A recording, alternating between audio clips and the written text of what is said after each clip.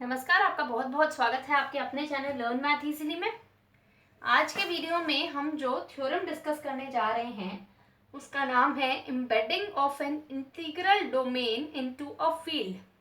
ये embedding mapping concept के ऊपर बेस्ड चौथी थ्योरम है। और जैसा कि आप अब तक देखते आए हैं, एम्बेडिंग मैपिंग पर बेस्ड जो भी थ्योरम्स हैं वो बहुत ज़्यादा लेंदी हैं और उन्हें अलग अलग पार्ट्स में कवर किया जा रहा है। ये थ्योरम भी काफ़ी ज़्यादा लंबी होने वाली है। इससे पहले कि मैं आपको इसको थोड़ा सा एक्सप्लेन करूं, मैं आपको इससे पिछली वाली थ्योरम्स पे लेके जाऊंगी।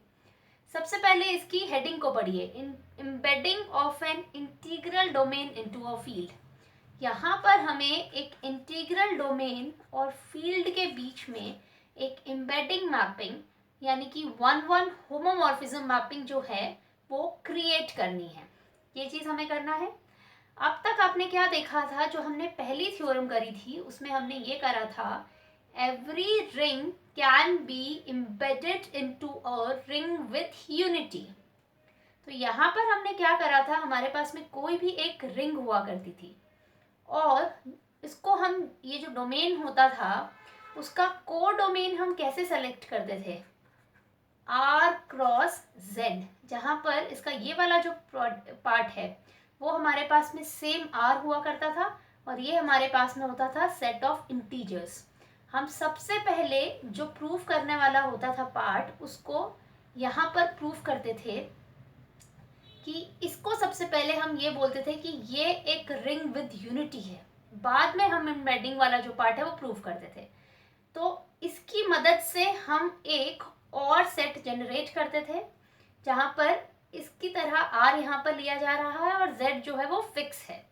तो इस तरह से ये हमारे पास में जो कार्टेशियन प्रोडक्ट आता था, हम पहले उसको रिंग विद यूनिटी प्रूफ किया करते थे और उसके बाद में उसमें एक one one homomorphism mapping generate करके एक एम्बेडिंग मैपिंग जो है उसको एग्जिस्ट कराया करते थे। सेकेंड हमने ये थ्योरम करी थी कि हर एक रिंग विथ यूनिटी को हम एम्बेड कर सकते हैं set of all ring of all endomorphisms of some additive abelian group. हमारे पास में कोई भी रिंग आर हुआ करती थी, इसको हम आर डैश ले लेते हैं। हमारे पास में कोई भी रिंग आर डैश हुआ करती थी, तो अगर आर डैश एक रिंग है तो R dash with respect to two operations plus and dot एक रिंग है, तो R with respect to R dash with respect to addition एक एबिलियन ग्रुप होगा। तो यहाँ पर हम किस तरह से करा करते थे, हम hom R dash plus with respect to addition and multiplication, हम सबसे पहले ये वाली जो सेट आती थी, set of all homomorphisms from R plus to R plus, या फिर आप कह सकते हो set of all endomorphisms on R plus. हमारे पास में एंडोमॉर्फिज्म क्या होता है, वो होमोमॉर्फिज्म जो कि सेम सेट से डिफाइन होकर सेम सेट पे जाता है, यानी कि ऐसा होमोमॉर्फिज्म जहां पर डोमेन और कोडोमेन जो है वो सेम रहता है। तो इस तरह की ये जो कलेक्शन आता था हमारे पास में, उसको सबसे पहले हम एक रिंग प्रूफ किया करते थे with respect to addition and multiplication. Addition हमारे पास में फंक्शंस ऑफ एडिशन होता था और मल्टीप्लिकेशन जो था वो कॉम्पोजिशन ऑफ फंक्शन होता था। और फिर हम एक एम्बेडिंग मैपिंग यानी कि वन वन होमोमॉर्फिज्म दोनों के बीच में एक एग्जिस्ट कराया करते थे कि हाँ, इन दोनों के बीच में एक मैपिंग एग्जिस्ट कर रही है जो कि वन वन भी है और होमोमॉर्फिज्म भी है। तो यहाँ पर देखिए, ये जो को डोमेन डिसाइड करा जा रहा है वो आर डैश यानी कि डोमेन की मदद से किया जा रहा है।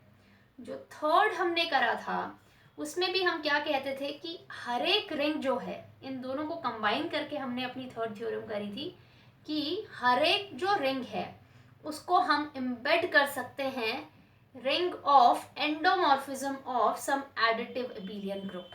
तो ये एक वन वन होमोमॉर्फिज्म है, ये एक वन वन होमोमॉर्फिज्म है।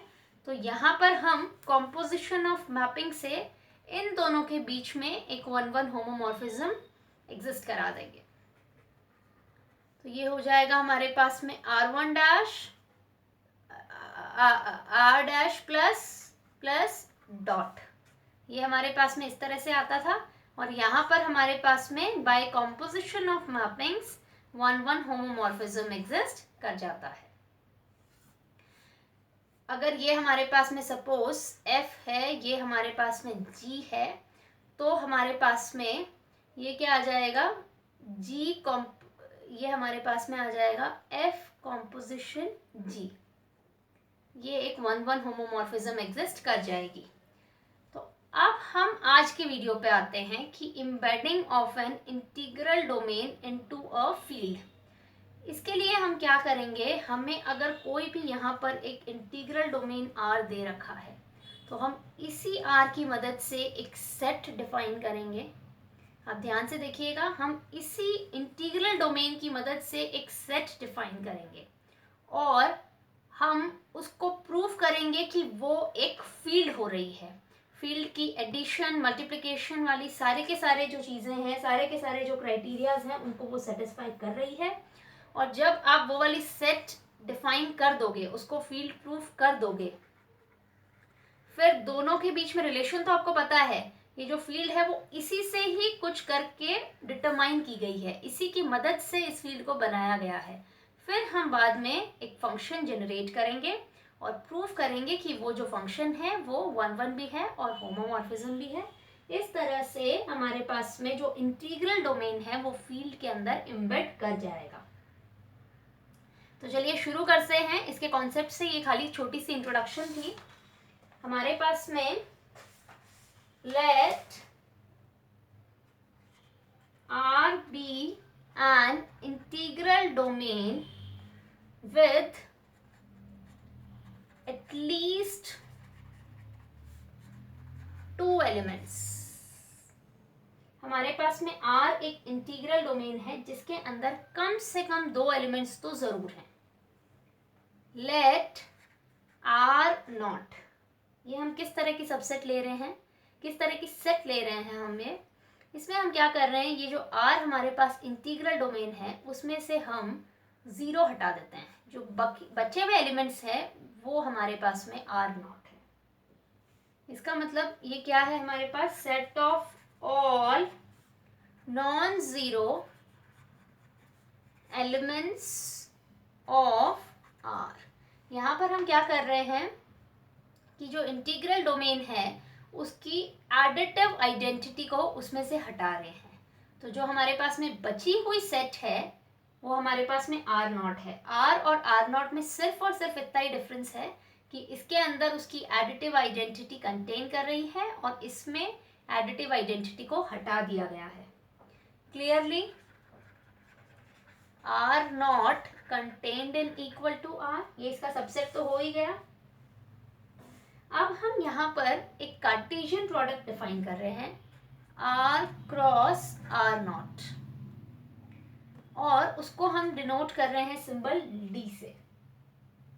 इसके अंदर हम किस तरह का कलेक्शन होगा, हमारे पास में कार्टेशियन प्रोडक्ट जब होता है तो हमारे पास में कलेक्शन होता है ऑर्डर्ड पेयर की फॉर्म में x y such that x belongs to R, y belongs to R not. ये जो पहला एलिमेंट है वो फर्स्ट सेट को बिलोंग करेगा, जो सेकेंड एलिमेंट है वो सेकेंड सेट को बिलोंग करेगा। या फिर आप इस कलेक्शन को इस तरह से भी लिख सकते हो, ordered pair X Y such that X Y belongs to R and Y is not equal to 0। हमारे पास में एक्स वाई दोनों आर को बिलोंग कर रहे हैं लेकिन वाई जो है वो नॉन जीरो है। अब इस तरह से हमने यहाँ पर कार्टेशियन प्रोडक्ट जो है वो डिफाइन करा है R और R नॉट का। अब हम यहाँ पर एक ऑपरेशन डिफाइन कर रहे हैं D के अंदर। Define an operation on D as follows. हमारे पास में ये रिलेशन डिफाइन कर रहे हैं, इसको हम बोलते हैं टिल्गा। ये ग्रीक लेटर है जिसको हम बोलते हैं tilde. Define an operation tilde on D as follows. हमारे पास में क्या है relation, A B is related to C D by this operation.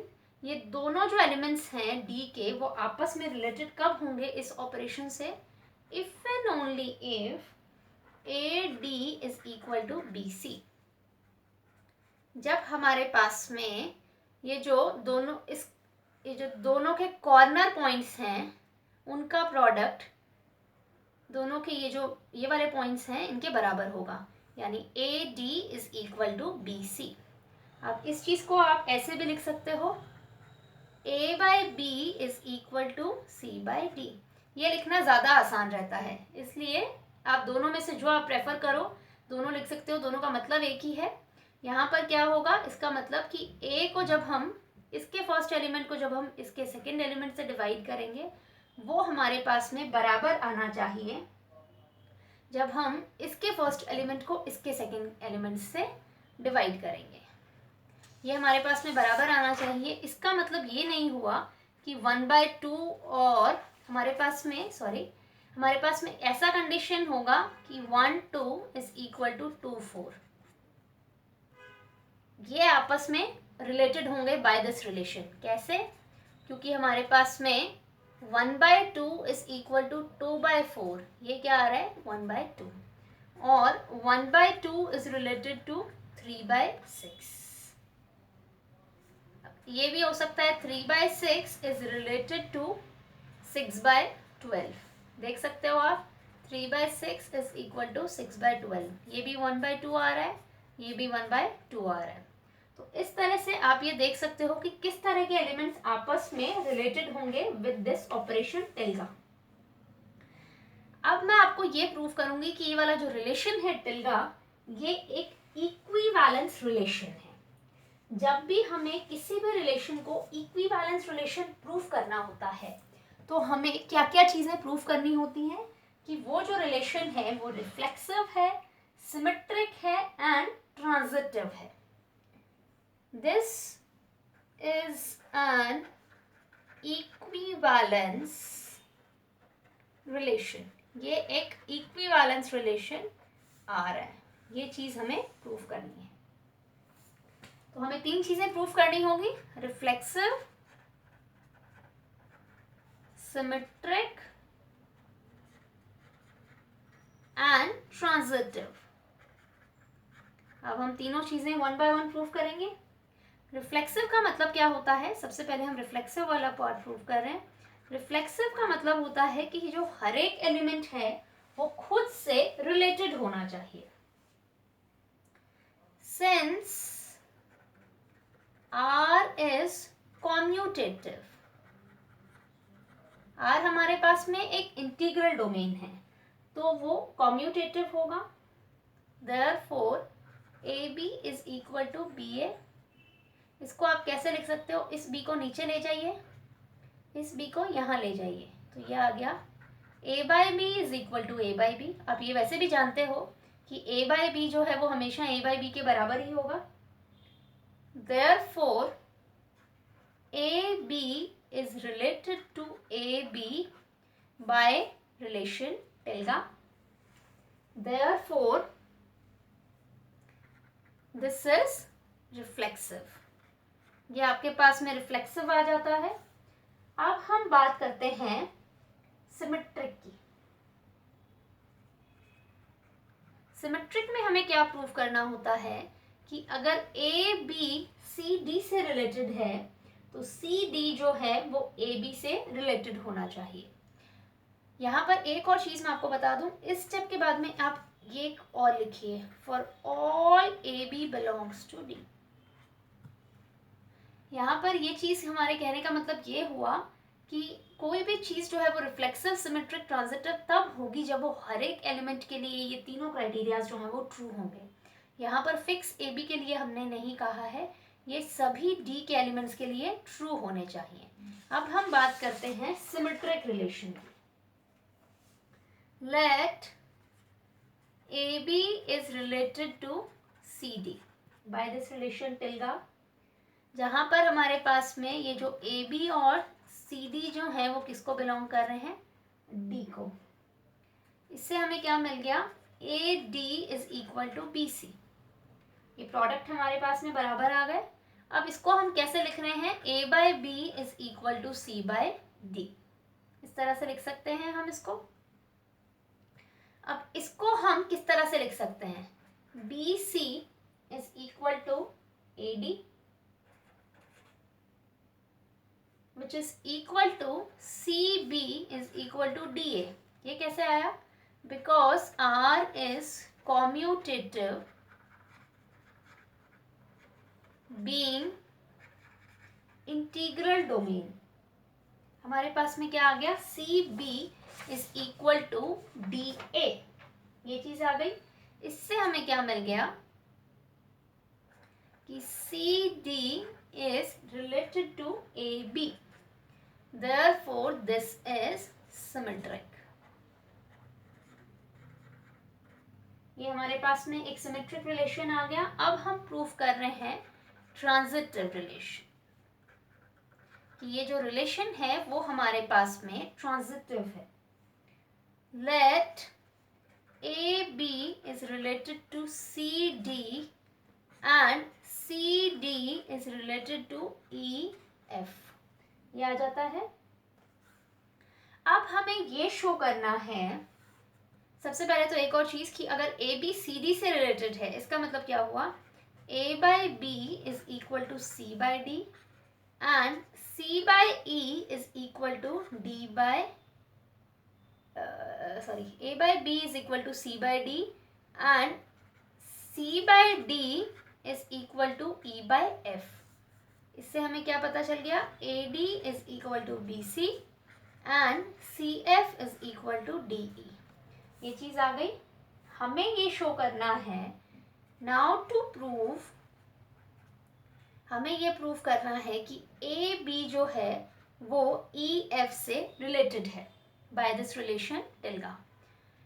ये इससे रिलेटेड है, ये इससे रिलेटेड है, तो हमें ये शो करना है कि ये जो ए बी है ऑर्डर्ड पेयर, वो ऑर्डर्ड पेयर ई एफ से रिलेटेड है। यानी कि इसके लिए हमें क्या शो करना होगा, that is to show A F is equal to B E. अब यहां पर हम क्या करते हैं, एक बार इसी पेज को मैं रखती हूँ और उसके बाद मैं आपको बताती हूँ कि क्या करना है। हम ये वाला जो पार्ट है उसको कंसिडर करते हैं और हम इस्तेमाल करेंगे इसका और इसका दोनों का। मैं ये जो दोनों चीज है वो यहाँ पर लिख रही हूँ, A D is equal to B C and C F is equal to D E. ये दोनों चीजें मैंने यहाँ पर लिख ली है। यहाँ पर देखिए ये A B C D E F, ये सब किसके एलिमेंट्स हैं, डी के। तो ये सब जो हैं, सबके ये जो सेकंड कोऑर्डिनेट्स हैं, चाहे वो बी हो ए बी का, सी डी का डी हो या ई एफ का एफ हो, ये सब क्या होंगे, नॉन जीरो। ये सब नॉन जीरो होंगे। अब हम सबसे पहले इसको कंसिडर करते हैं, consider A D is equal to B C. हम यहाँ पर क्या करते हैं, इसके दोनों साइड्स को f से मल्टीप्लाई कर देते हैं। तो ये आ गया हमारे पास A D F is equal to B C F. अब ये ए डी एफ है और ये क्या है, बी सी एफ। अब यहाँ पर हम क्या कर रहे हैं कि बी सी एफ यहाँ पर था, तो इसको हम इस तरह से लिख सकते हैं, बी ऑफ सी एफ। यहाँ पर हम डायरेक्टली एसोसिएटिविटी का यूज कर रहे हैं, क्योंकि आर जो है वो एक रिंग है, तो कोई भी एलिमेंट को चाहे पहले मल्टीप्लाई करो बाद में मल्टीप्लाई करो, कोई फर्क नहीं पड़ेगा। तो ये आ गया हमारे पास A D F is equal to C F, क्या है हमारे पास में, D E, which is equal to B D E, because C F is equal to D E. अब यहाँ पर क्या, ये कॉम्यूटेटिव है तो डी को हम ऐसे लिख सकते हैं बाहर, ये हो गया ए एफ। इधर भी क्या हो गया, डी को हमने बाहर लिख लिया, ये आ गया बी ई। ये आ गया हमारे पास D common, A F minus B E is equal to zero. ये क्या है हमारे पास में, जीरो ऑफ आर, ये आ गया। अब देखिए दो एलिमेंट्स हैं, एक तो है डी, एक A F minus B E. इन दोनों का जो प्रोडक्ट है वो जीरो आ रहा है और आर हमारे पास में एक इंटीग्रल डोमेन है। तो तो या तो ये ज़ीरो होगा या फिर ये ज़ीरो होगा। Since R is an integral domain, therefore either D is equal to 0 or AF minus B is equal to 0। या तो ये 0 है या फिर ये 0 है, मगर हमारे पास में D क्या है? Non zero. Therefore AF minus BE is equal to 0। और यही चीज़ हमें प्रूव करनी थी, AF is equal to BE।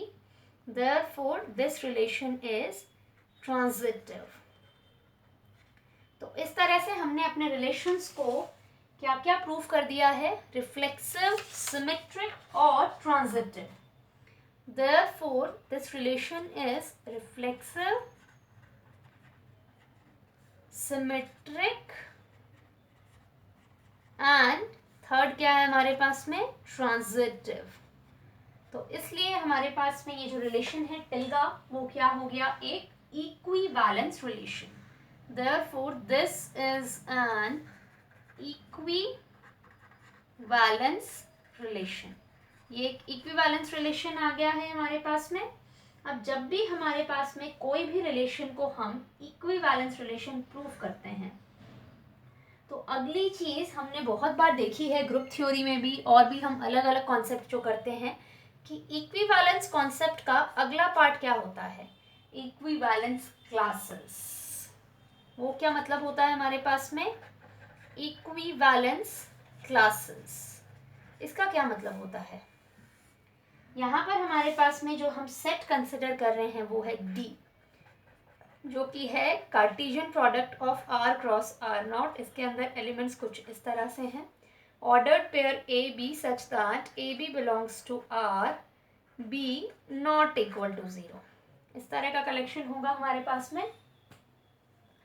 अब इक्विवेलेंस क्लास हर एक एलिमेंट की क्या होगी, वो चीज़ हमें देखनी है। इसके अंदर एलिमेंट्स किस तरह की फॉर्म के हैं? हमारे पास में ऑर्डर्ड पेयर की फॉर्म के हैं। Let AB belongs to D be any element। D का ऐसे ही कोई एलिमेंट है AB। अगर हमें क्लास ऑफ AB कैलकुलेट करना है, इस एलिमेंट की अगर हमें क्लास कैलकुलेट करनी है, तो उसको हम इस तरह से डिनोट करते हैं। ये एक स्टैंडर्ड सिंबल है, स्क्वायर ब्रैकेट के अंदर हम इसको लिखेंगे। इसके अंदर किस तरह के एलिमेंट्स आएंगे? क्लास ऑफ AB एक सेट होती है जिसमें D के कौन से एलिमेंट्स आते हैं? इसमें हमारे पास में D के वो एलिमेंट्स आते हैं, CD belongs to D such that AB is related to CD। वो सभी के सभी इसके अंदर D के एलिमेंट्स आएंगे जो कि इस रिलेशन से रिलेटेड है। AB is related to CD। वो सभी के सभी एलिमेंट्स इस क्लास ऑफ AB के अंदर आएंगे जो कि AB से रिलेटेड है। और ये एक स्टैंडर्ड नोटेशन है, स्क्वायर ब्रैकेट के अंदर हम AB को लिखते हैं। इस तरह से ये हमारे पास में इक्विवेलेंस क्लास जो होती है उसको हम डिफाइन करते हैं। इक्विवेलेंस क्लास हम कैसे पहुंचते हैं उस तक? पहले हम रिलेशन को चेक करते हैं कि वो रिफ्लेक्सिव है, सिमेट्रिक है, ट्रांजिटिव है। उसके बाद में हमारे पास में जो रिलेशन है वो इक्विवेलेंट हो जाता है, और उसके बाद में हम वहाँ पर जनरेट करते हैं इक्विवेलेंस क्लासेस को। तो इस तरह से हमारे पास में इक्विवेलेंस क्लासेस तक कॉन्सेप्ट को हमने समझ लिया है कि हमारे पास में इसका क्या मतलब होता है। अगले वीडियो में हम इससे रिलेटेड कुछ प्रॉपर्टीज करेंगे, और उससे नेक्स्ट वीडियो में जो हमारी जो थ्योरम है उसका हाफ पार्ट हम करेंगे, जहाँ पर हमें क्या कैलकुलेट करना है। थ्योरम में बेसिकली हमें क्या प्रूफ करना है? एक एम्बेडिंग मैपिंग एग्जिस्ट कर रही है इंटीग्रल डोमेन और फील्ड के बीच में। तो हमारे पास में इंटीग्रल डोमेन है R और फील्ड जो F है वो हमें यहाँ पर कैलकुलेट करनी होगी with the help of this and operations. ये चीज़ें आपको लास्ट वाली लाइन जो है वो थोड़ी सी टफ लग रही होगी, लेकिन स्टेप बाय स्टेप जब आप वहाँ पर जाओगे तो आपको इसको समझना बहुत ज़्यादा आसान हो जाएगा। तो हम नेक्स्ट वीडियो में डिस्कस करेंगे प्रॉपर्टीज़ इक्विवेलेंस क्लासेस की। अगर आपको आज का मेरा ये वीडियो पसंद आता है तो वीडियो को लाइक करें, और फ्यूचर में इसी तरह से हायर मैथमेटिक्स के वीडियोस देखने के लिए लर्न मैथ इजीली चैनल